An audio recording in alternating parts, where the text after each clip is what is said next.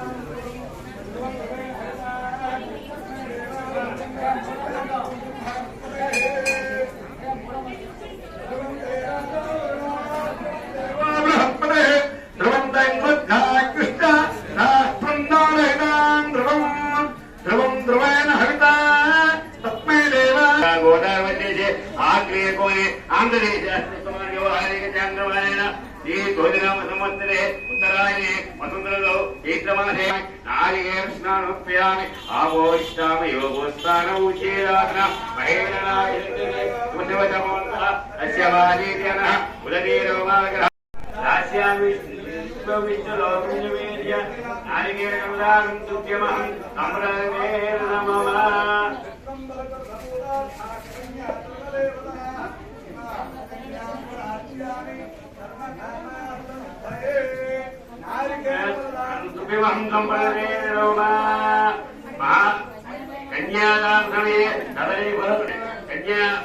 కన్యాం కనక సంపన్నాం కనకావలితం దాస్యామి కన్యాం దిదవారియాదం తిరుగాలే వందున్నై సేవితో ఉంగొత్తావరే ఓత్తం కొరగేరాయ్ దత్తవే తన్నంగో అట్టే రంగావంగల్ మాసేరు వర్ధనే తిరుగాలే వందున్నై సేవితో ఉంగొత్తావరే ఓత్తం కొరగే.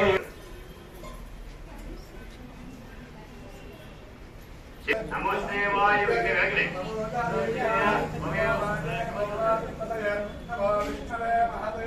నిత్యోత్సవ వారోత్సవ పక్షోత్సవ ఐనోత్సవ మాసోత్సవ సంవత్సరోత్సవ సుముహూర్తకాలే మంగళాష్టకాని వరిత్వా లక్ష్మీతో భువనత్రయే నివసతో అష్టాంగౌహేయో కౌసల్యాదిశగర్భ సంభోగునే జన్మన్యసాధారణే ధ్యానే శ్రీ రఘు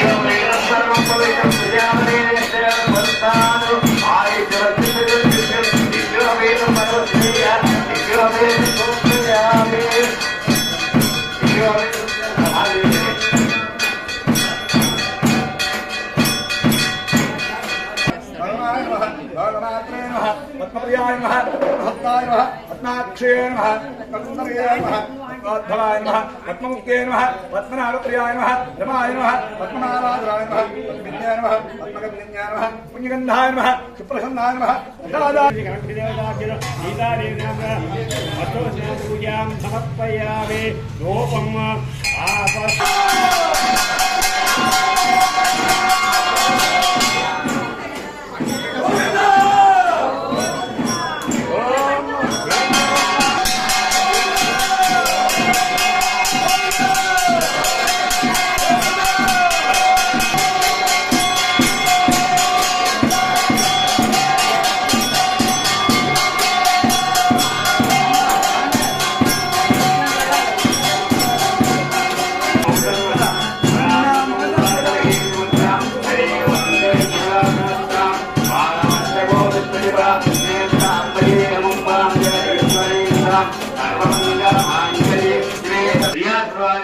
వైశ్యగోత్రోద్భవయ దశరథ మహారాజ పుత్రాయ పుజాయ చతుస్సాగర ఆంగేశాయ చతుర్గోత్రోక్ష స్వర్ణరో